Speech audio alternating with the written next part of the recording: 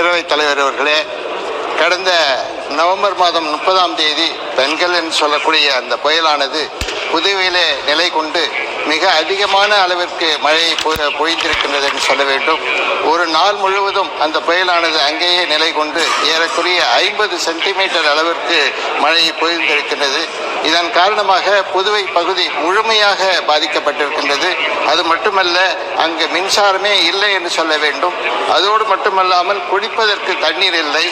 அதே போல பால் மற்றும் உணவுப் பொருட்கள் கூட கிடைக்காத நிலை ஏற்பட்டிருக்கின்றது.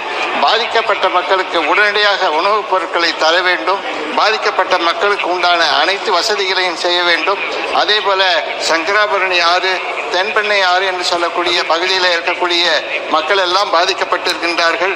குறிப்பாக பாகூர் பகுதி, நெட்டப்பாக்கம், மண்ணாடிப்பட்டு, வில்லியனூர், மணவெளி, அரியாங்குப்பம், காலாப்பட்டு போன்ற பகுதிகள் எல்லாம் மிக அதிகமாக பாதிக்கப்பட்டு இருக்கின்றது. ஆகவே மத்திய அரசாங்கம் உடனடியாக தலையிட்டு அதற்கு உண்டான நிவாரணங்களை தர வேண்டும் என்று கேட்டுக்கொள்கிறேன்.